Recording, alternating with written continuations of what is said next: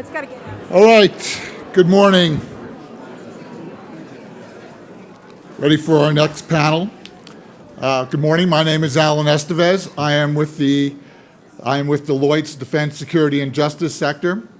In a previous life, I was the Principal Deputy Undersecretary of Defense for Acquisition, Technology, and Logistics, where I had the great pleasure of overseeing DARPA and the lab infrastructure of the Department of Defense. The reality is that while the Department of Defense has a great R&D infrastructure, the Department of Defense relies on partnership and access to technology produced by the commercial sector. In order to sustain its overmatch and in order to deter and defeat potential adversaries, the Department of Defense has to have that access. In addition, it's not just going to be the kinetic weapons that we're used to in the previous wars of missiles, ships, tanks, airplanes. It's going to be ones and zeros that win wars. So I think this is a very important panel for us to listen to. I'm pleased to introduce Kara Swisher, co-founder and editor at large of Recode. She's been called Silicon Valley's premier journalist. Kara is also a producer and host of the Recode, Decode, and Pivot podcasts, co-executive producer of the Code Conference series. She has written in the Wall Street Journal and the Washington Post, and is the author of several tech-related books. So over to you, Kara, for this great panel. Thank you very much.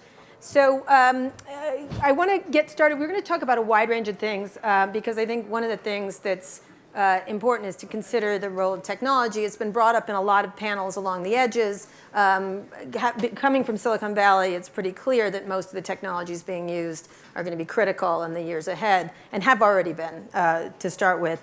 Even just this week with the national freak out over the Face app, which apparently Vladimir Putin is trying to steal American faces. I don't know why, but he is, and it's very dangerous. It is actually about the bigger issue of the ongoing global cyber war in lots of ways. So we're going to talk about a range of issues and have each of them introduce themselves. And we have to talk about the players, what the U.S. needs to do, what it's not doing, the talent necessary for what's coming, and what the big technologies are going to be that everybody needs to pay attention to. Yesterday, the Admiral talked about the idea that this investment needs to be ongoing, very critically noting that China would probably surpass us militarily, especially in the technology sector, by the mid-century. I think that's what he said. They certainly are already doing that commercially in a lot of areas, including AI, automation, robotics, and some critical areas. So we're going to talk about talent and where it's going. Why don't each of you introduce yourselves to explain this very diverse panel of white men in blazers here, which makes me feel comfortable that I'm in Silicon Valley, except it would be T-shirts. Anyway, please start. Okay, I'm Michael Brown. Today I'm the director of the Defense Innovation Unit, which is headquartered in Silicon Valley, but with offices in Boston, Austin, and in DC. And I've spent almost my entire career in the private sector, CEO of Symantec, and before that, CEO of Quantum. And Tucker Bailey, I'm a partner with McKinsey & Company in our Washington, D.C. office. I help lead our cybersecurity practice in North America, and I also serve the Department of Defense and the intelligence community. I'm Edward Screven. I'm Oracle's Chief Corporate Architect. I provide direction across all the engineering and technical work that we do. Oracle Labs reports to me. I have various parts of the engineering organization working for me, and I'm in charge of security at Oracle, both our internal security and our product security assurance. All right, why don't we start with Edward?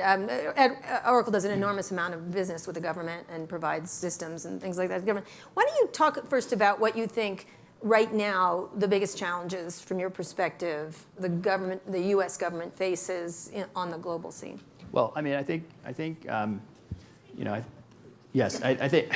Sorry, I have a quiet voice. I apologize. Yeah. All right. So listen. So I think the problems that the U.S. government faces actually are very similar to what our large commercial customers have traditionally faced, right? Which is which is that when they've thought about solving information problems, and they thought about applying computer technology to their particular problem domain, they haven't really approached it in a coherent, cohesive way. And so what they've done is they've built lots of different stovepipe systems with lots of different technologies that don't integrate well. And in fact, they spend a lot of money, far more money, trying to integrate these systems and run the systems than they do actually acquiring them.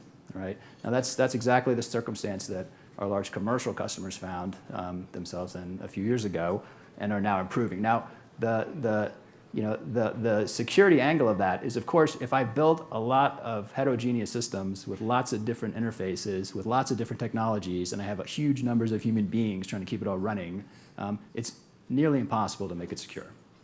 I mean, you just cannot take a traditional IT infrastructure and have a high degree of assurance that it is secure. I mean, we build a lot of security technology for products that we deliver to our customers, right? But after we hand it over to our customers, what happens? Well, lots of human beings try to make it work with lots of other different components from lots of different vendors, right? There's a much better way, okay? The much better way is cloud computing. So when we build our cloud, where we run enterprise workloads, both for government and for private enterprises, we're very, very focused on making sure that we have fundamentally secure infrastructure that our customers can consume and therefore become fundamentally secure themselves. So what he's talking about is the cloud. Everyone knows what cloud. Your email's in the cloud and everything else. But the idea is that a lot of these systems are moving to cloud systems. The government has been much slower to do this for security reasons, and largely because it's largely incompetent when it comes to technology compared to most organizations, and that they do on-premises work that is done by all these integrators all around the Beltway, which used to be called the Beltway Bandits when I covered them for the Washington Post. Tucker, why don't you? Yeah, so I agree with Edward's point on the security architectures. One of the most acute challenges that we're seeing is actually around talent. So you think about digital talent and the talent that's required to compete and succeed in this space. The DoD is now competing with Silicon Valley, and when you look at the population of the skills that are required, I've seen estimates that the number of the 10Xers, which folks from Silicon Valley are familiar with that, right? Those coders and technologists that are 10X more productive than the mean. The average of those are in the low thousands. And then when you further winnow that down to the number that can get a security clearance, that are willing to take a government paycheck, that are willing to go through the turnstiles and not have access to a lot of the tools that they typically have, you get to a very small population. So how do you compete for that talent? It's very challenging. Then there's the point of how do you actually, if you're competing for that talent, and that's a challenge, how do you also grow talent? And this is where the Department of Defense in the uniform side is starting to make great progress, especially on cybersecurity and some of these other domains. They're creating career fields for these folks, but then you run into retention issues because right when you get to the point where they're competent and talented, they're now in extremely high demand and are being recruited away by the private sector, often at 3 or 4 times what they're getting paid as a military person. Right. And so then the military and the IC says, well, we can compete on mission, right? We're going to appeal to their sense of mission, and they're going to have a platform to do that here.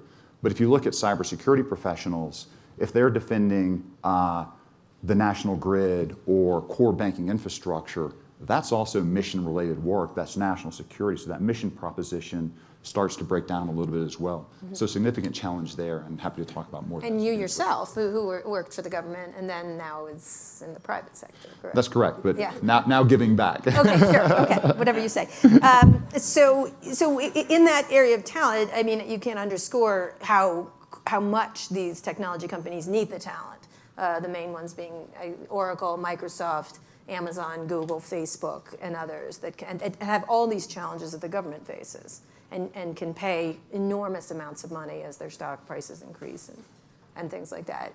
Can you just for a second also talk about the idea of training and the problems of our education system Sure. compared to China, in India, and even France these days, which are putting enormous amounts of money into the training of more and more people to be able to do these jobs? That's a great point. It's another challenge. And we looked at secondary and post-secondary education, particularly for digital talent.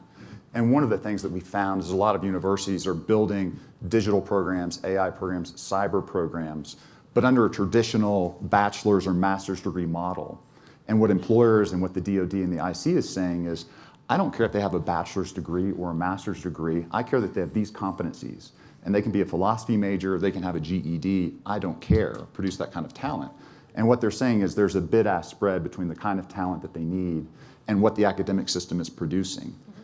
And then if you look in the Washington, D.C. area, where a lot of this talent demand is for the U.S. government, the D.C. metro region produces 3x more digital talent than any other metropolitan standard area.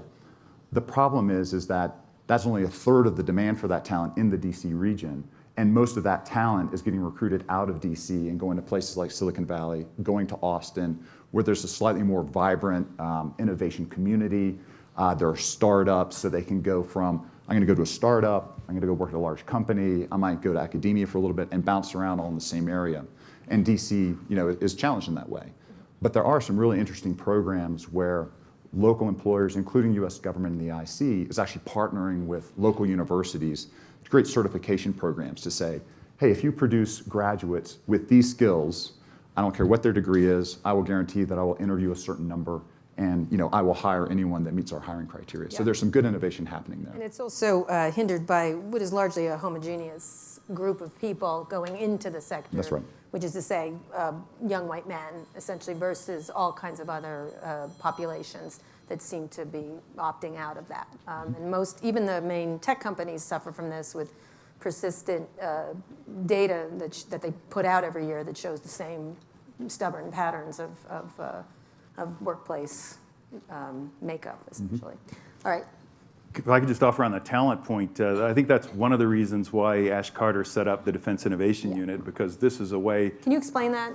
Sure. The Defense Innovation Unit, which he set up in 2015, was recognizing that a lot more innovation is happening, especially in certain sectors, what we call dual use, means commercial use plus military use, AI being examples, cyber, commercial space, which we're going to hear a little bit about later, autonomy.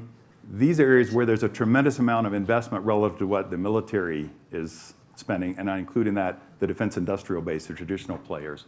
So in fact, in 1960, 1/3 of global R&D was tied to the US military. Incredible. That number today is 3.7%.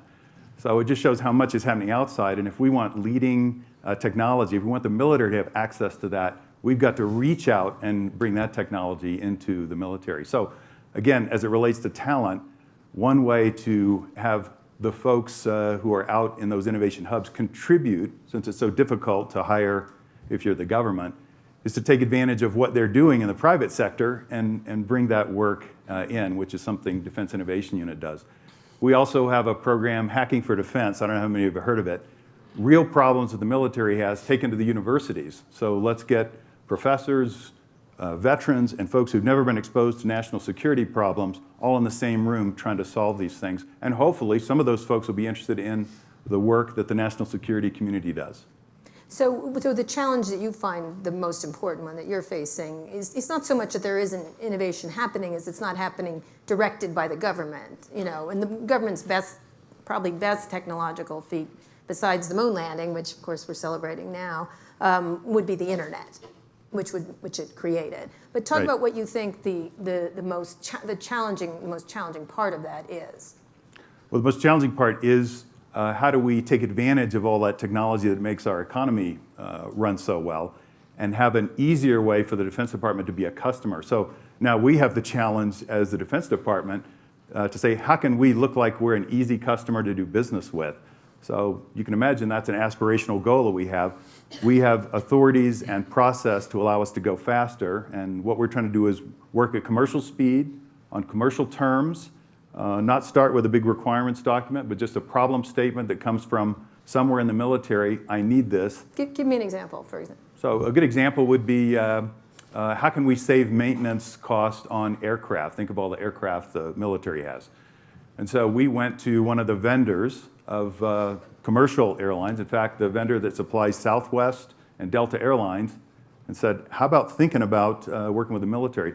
This was already a successful commercial company that really had no interest at the time we went to them working with the military, but the ideal kind of vendor for us to be working with because they've got a successful commercial business to build on.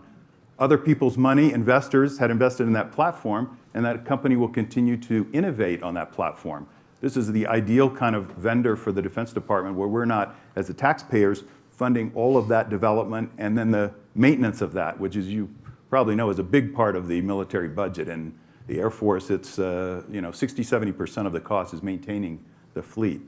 So in this case, we said, how about prototyping with one of the aircraft in the US Air Force, small volume aircraft, the E3. We showed we could save 28–32% of unscheduled maintenance costs using AI and a platform and ingesting data. In this case, it was just simple logs, handwritten data. And now we're pioneering that across different aircraft, not only in the Air Force, but also Navy and Marines. So this is the kind of idea that we want to work on that has transformative capability across the military, so not just working on one niche kind of problem, and create big benefits in terms of costs and readiness. It's already being done. It's already, yeah. And innovated elsewhere and paid for by others. Right, that's right. Paid for by the private sector. Edward, talk about the technologies that you think are critical for government officials, not just the Defense Department, but because security is now everywhere, like including election, including all kinds of things, and obviously Microsoft's showing off this election protection kind of stuff. Talk a little bit about what you think the key technologies that maybe we aren't paying as much attention to that are critical for the government to be part of. Well, I mean, I'll tell you what we focus on, what we think is most important for our customers, whether government or otherwise. And one thing that's unique about Oracle is that we have a really wide range of technology from the very bottom, like CPUs and storage, all the way up to very sophisticated applications, right? And so because of that, it lets us focus on defense in depth when we engineer products together, right? So instead of having to think about how are we going to build a secure solution that involves multiple vendor products, I mean, we can create a complete secure stack. Now that fundamentally rests though on that secure infrastructure level. So when we built our cloud, one of the things that we did is we realized that we just can't predict all the kinds of vulnerabilities that are going to pop up in the world, right? And you saw this with Intel processors, over the last few years, right? So flaws that no one could possibly imagined, existing in Intel processors that would allow data to leak, from one customer to another if they happen to be running software on the same computer. So fortunately for us, when we built our cloud, the way we did is we actually took all of the security processing for the infrastructure level and we pulled it out of the computer that's running the customer's code. So we actually, when you use our cloud, there's actually two computers involved, right? There's a security processor computer and there's the application computer. And so because of that, no matter what code, your code, a bad actor's code, happens to be running in that application computer, it cannot break out of the enclave, that exists for that one particular customer. Okay, and that's just kind of example of when you move to cloud, just having a different way of thinking about the problem. That's not a kind of solution that any customer could have built for themselves. It's not even a solution we could have built ourselves to deliver to a customer, but it is something that we were able to build in our cloud. And going along with that, of course, I think is we've done a lot of work in terms of artificial intelligence and machine learning to observe patterns of behavior that we see within our networks in order to help us detect incidents that we should investigate, right? And so at the very lowest levels of our infrastructure, we're scanning all the packets that are flowing through our network, looking for patterns, that indicate not necessarily match some bad behavior, because that's not enough, because new kinds of bad behavior pop up all the time, right? What matters is looking for patterns of behavior that are different. Okay, so when we see some variance from what we expect, well, that's something we should look at. That's something we should investigate. Sometimes it's perfectly, in fact, most of the time, almost all the time, it's perfectly fine. It's just some different kind of application. Sometimes it's something which actually shows some customer has actually been breached through the software they've connected to the internet. Or just watching what comes over the pipe. I mean, you see this in the commercial space with Facebook trying to identify yes.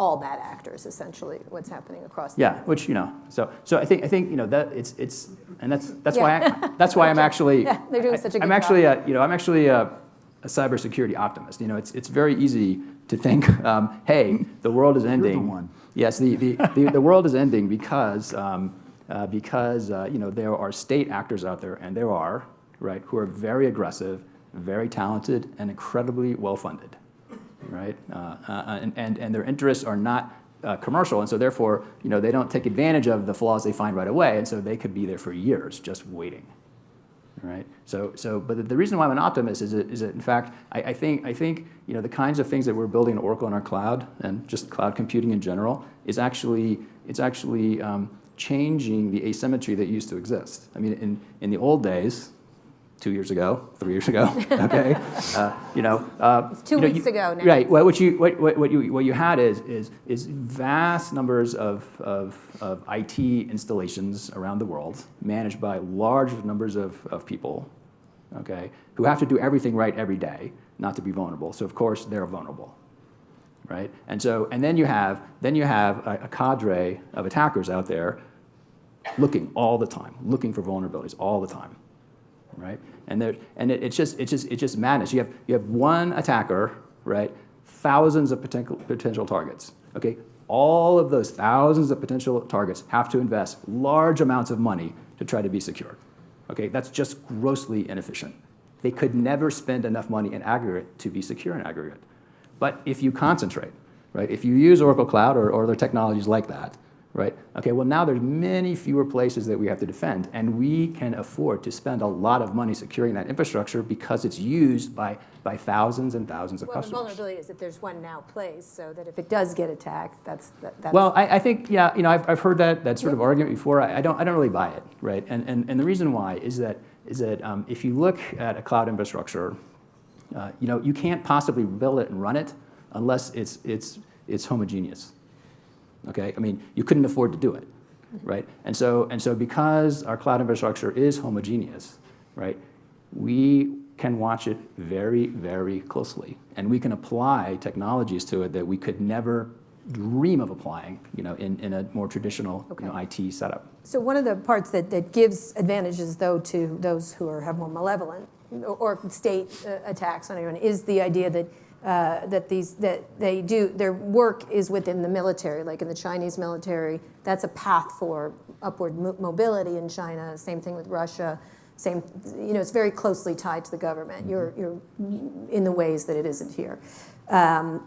Talk about what we need to do to combat that, because I think our only thing is to be have competitiveness, right? But talk about what we need to do to improve that, because we're not going to have a cadre of people in the military that are going to stay there. We're just not. Right. It's just not going to happen, though. No, it's a great point. And so there's a couple approaches. One is fundamentally rethinking the talent model.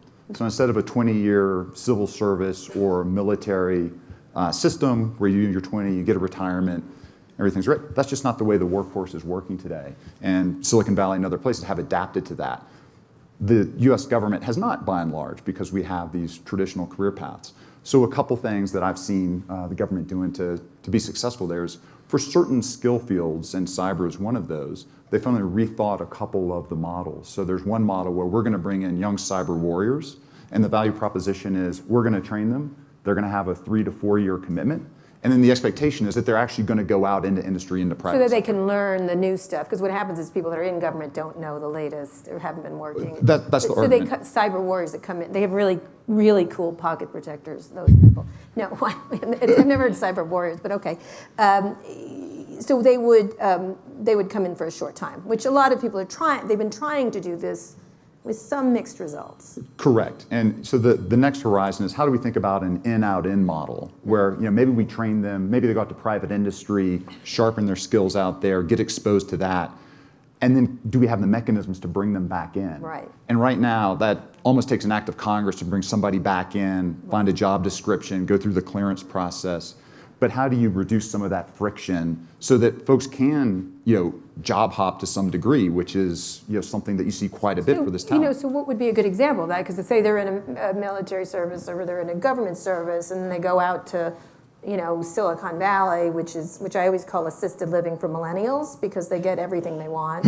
Dry cleaning, free kombucha stands. That's right.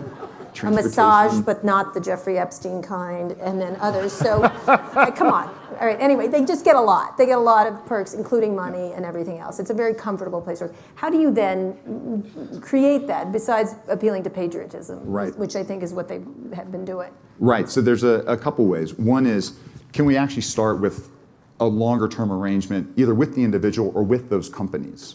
So for example, take a Google, right? Come to DoD, you're going to serve for 4 or 5 years, and then we're going to guarantee a certain spot, at a certain level, with the company, with the expectation that someday you'll come back.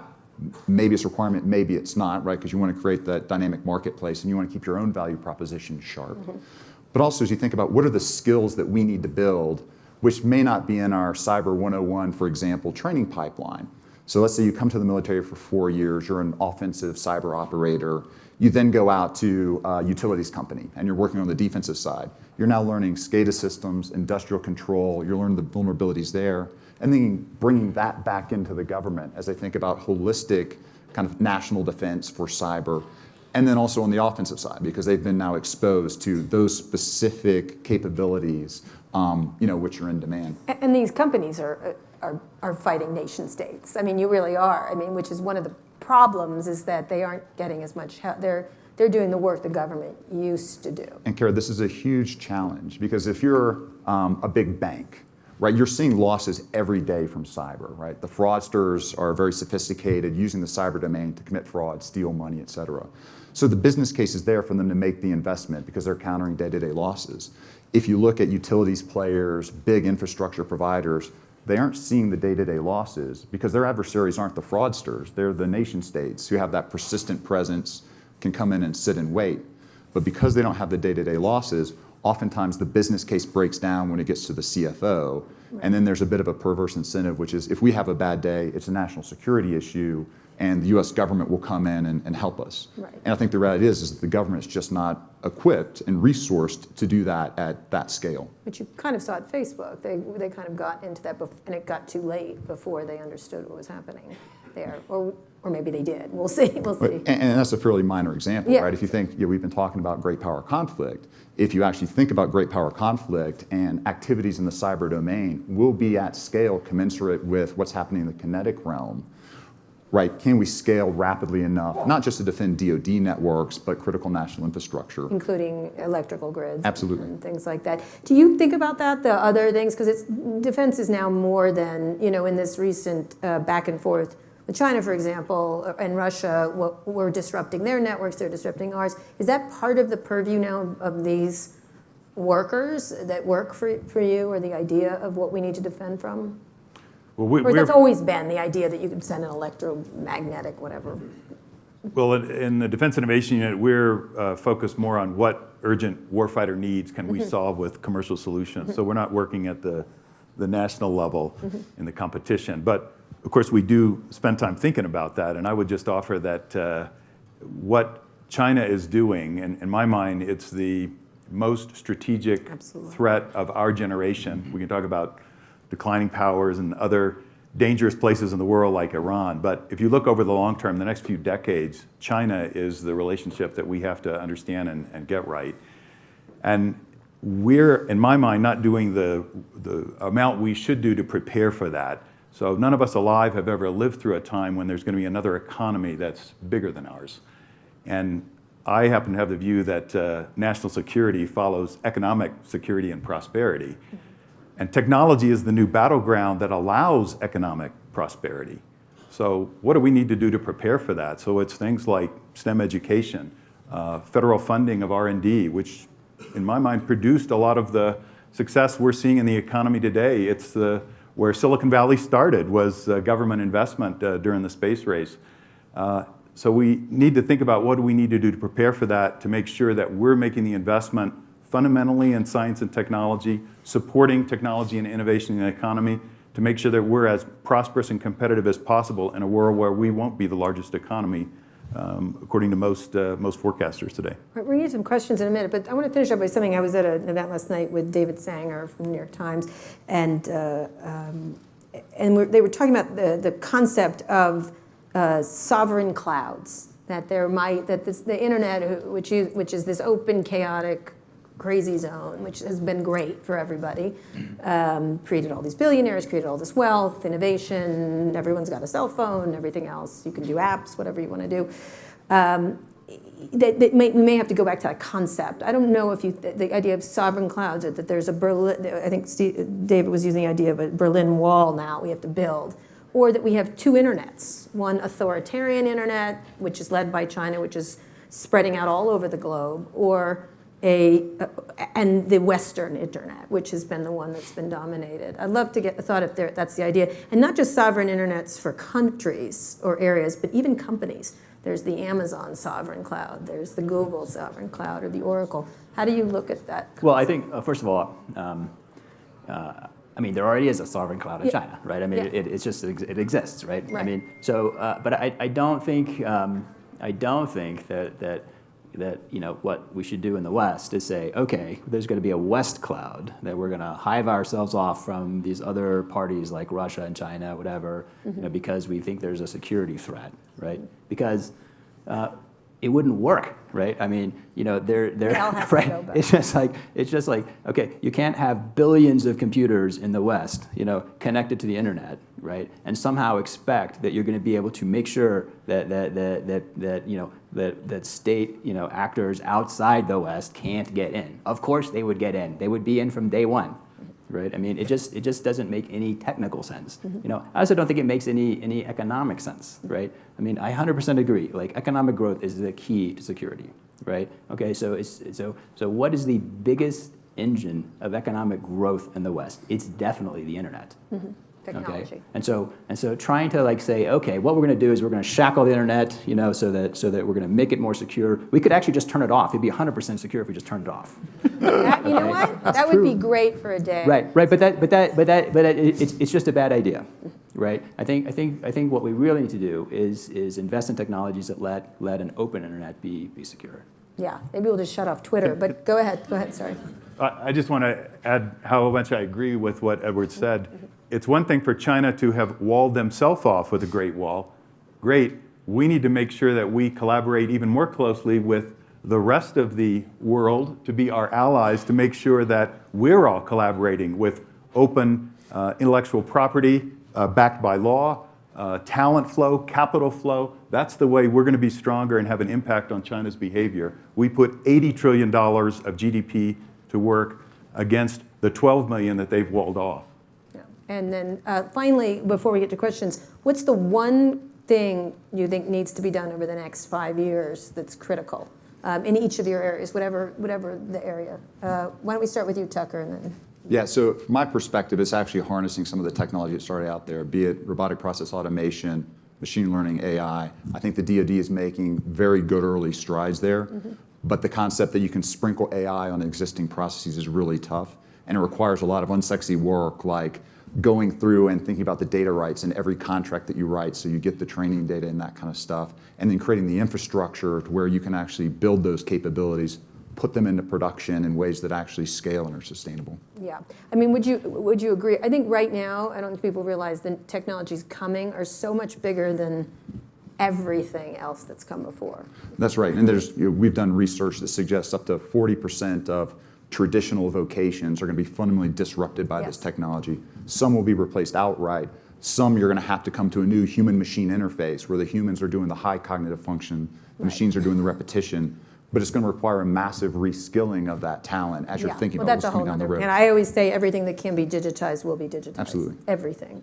But go ahead. Yeah, I think I think it's really for governments and commercial enterprises. It's execute the plan to move down this road of cloud computing efficiently and effectively, because I think fundamentally that's how we get more secure. That's how we flip the asymmetry that currently exists between attackers and defenders. And for the Defense Innovation Unit, building on cloud, there's many other commercial technologies, so I'd like to see them in very widespread use within the military rather than always relying on something that we designed ourselves.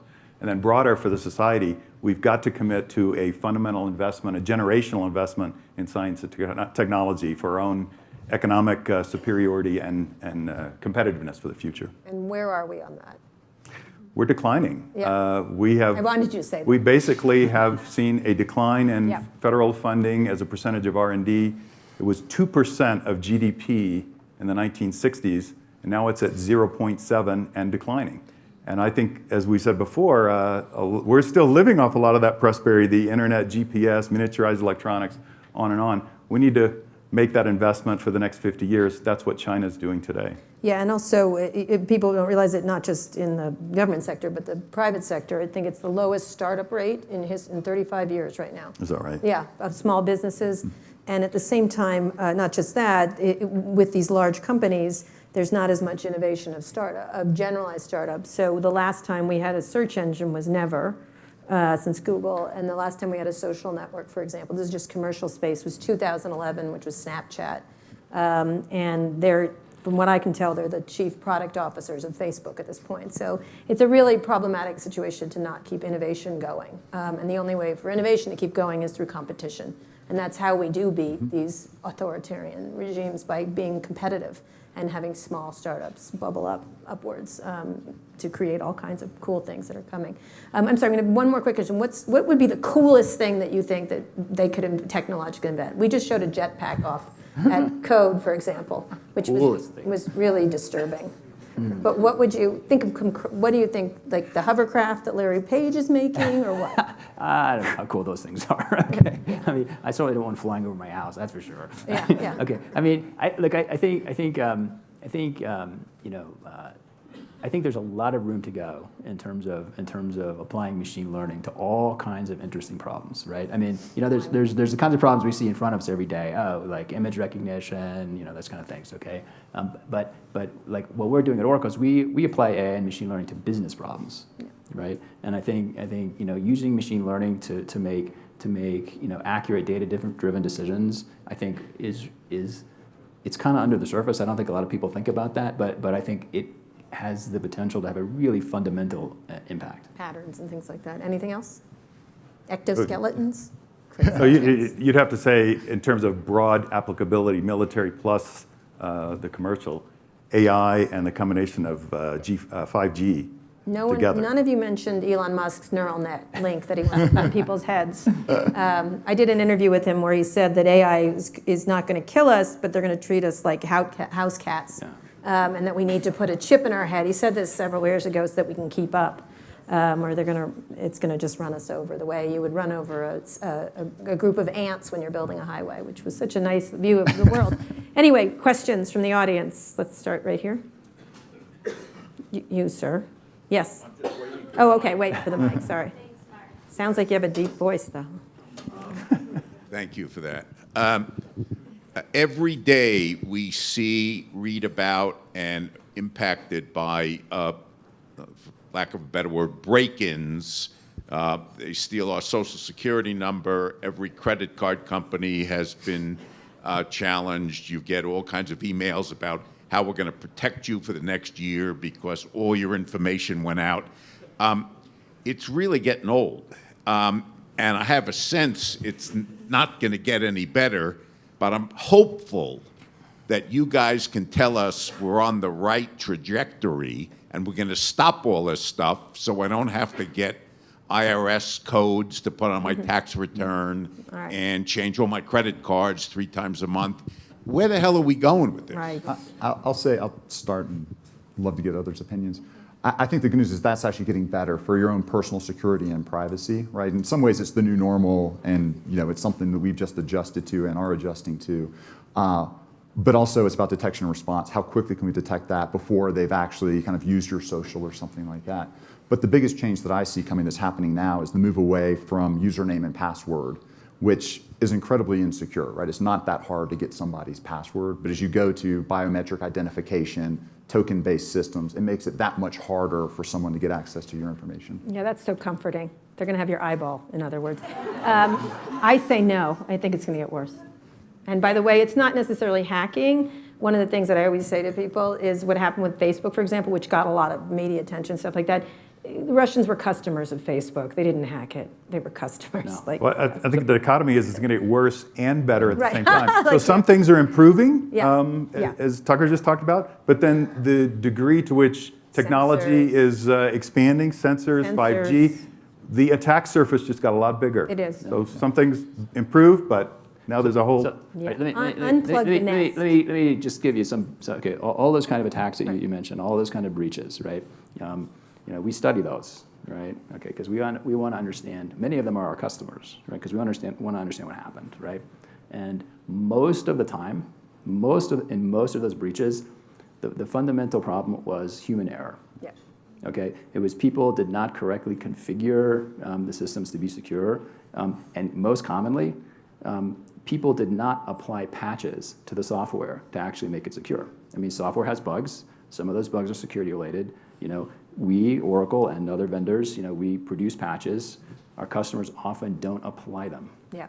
Okay, sometimes, very often, our customers can't find all the systems running all the software that needs to be patched. Right, and so that's that. It's that morass, okay, which has created so much Yeah. consumer exposure to vulnerabilities. Yeah. Right, and that is why actually I'm optimistic.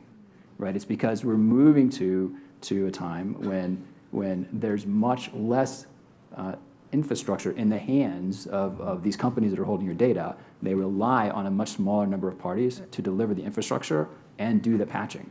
Just to give you an example. I'm going to have to get to another question, but go ahead. Okay, just to give you an example here. So when we patch our infrastructure, we patch millions of servers in less than 24 hours.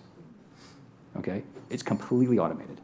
Our customers, by the way, don't even know we patched, right? Because we developed technology that allows us to apply patches without taking software down. Okay, so that's makes it that's easy. why it's getting better. Right. Basically, we have to get rid of humans. Okay, next. Let's actually, let me get, go ahead, right there, right here. Thank you. I'm just wondering, next year being an election year and a census year, Yeah. how reliable do you think our voting machines are in terms of counting the votes? Well, that's next. That's next. He's going to talk about that. Tom there. Next? Yeah, All right. yeah, not very. So just overall. It's a disaster. That's my question, Technical particularly vis-a-vis what the rest of the world does. Yeah. I know it's a state-by-state issue, but I'm curious to your views. Yeah, your vote's probably not counted, but go ahead. Next, over here, and then. You're a real wet blanket. I am. I'm sorry. That's my famous role in Silicon Valley. It keeps them honest. Yeah, I'm Guy Swan from the Association of the U.S. Army and a member of the Homeland Security Experts Group. For Mr. Brown, question for you. With so much outreach now from the Defense Department to industry, how do we deal with things like the recent Google employee backlash on some Defense Department programs? That's my first question. Then slightly different, off the cyber just a bit, is additive manufacturing and 3D printing the panacea we hope it's going to be? 3D printing. Okay, Go ahead. so first on Google and Maven, and Defense Innovation Unit was involved in helping the Defense Department put together vendors for Project Maven. The good news is I think this was incredibly well covered by the media, and as it would reflect broad views in Silicon Valley, overblown. So there's different kind of vendors that we work with. Most of them are small companies. They're delighted to have an opportunity to work with a customer as large as DoD. Today, when we ask for help on a problem we're working, we get 30, 40, 50 submissions for each problem. So plenty of help. It becomes more complex for these large multinationals, Google being one. I think they've learned they wouldn't in the future want to crowdsource their business strategy. And I was pleased to see some of the other multinationals, Amazon, Microsoft. Amazon loves doing it. Yeah, they've come out and said, the place to exercise that is at the ballot box, and we need to support the government. So that's great to hear. One of the problems with that is that the companies have let their employees talk for years now. Google had meme gen. They have these meetings where employers get together and scream at the founders almost every week. No, they do. It's like I don't like the kombucha this week, and they yell about it. And so they created an employee base that feels that they're part of the system, and they are.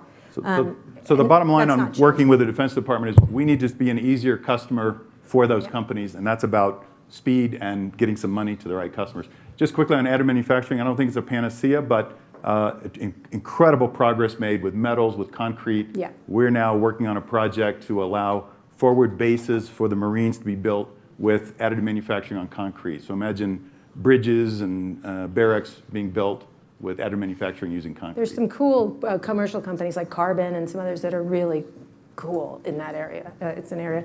Okay, last question right here. Sorry, that you can all grab these guys. Sure. Thank you very much. My name is Bishop Garrison. Just a quick question. We've talked about all these new evolving technologies when you talk about machine learning, AI, and you talk about the skill sets necessary to deal with them, particularly from the next generation.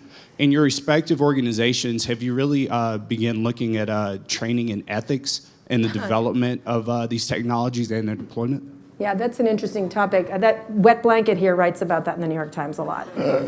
They also need to take humanities courses. Talk about that, and then we'll finish. Yeah, I mean, so just I can tell you at Oracle, I mean, we have a large AI machine learning research group, and we have machine learning AI experts kind of spread throughout our engineering organization. And so bias and ethics is definitely something that we take into account just as a matter of course. I mean, we're very careful to try to make sure that we don't wind up encoding human bias into the models. I mean, if you think about it, it's not just the right thing to do, it's also the most efficient thing to do, right? If we're trying to find the best employee to do a job, if we encode human bias, that probably means we're bypassing one of the better candidates. So we don't want to do that. Yeah, and it's any others than that? The Defense Department, as we have to do with all technologies, is looking at what are the implications ethically, and the Joint AI Center, recently set up at the Pentagon, is working on this very actively. And that's going to be a big issue in facial recognition right now. Obviously, the company that makes the cameras that are on police departments doesn't think facial recognition it should be used yet because it's so bad. I might point you to an interview I did with Andy Jassy, who's head of AWS at Amazon, which is a massive business there, around their recognition software, which has been controversial. But it's an interesting debate on the issue. Anyway, this is great. Thank you so much. And I'm sure there'll be tons more to talk about next year. Thank you.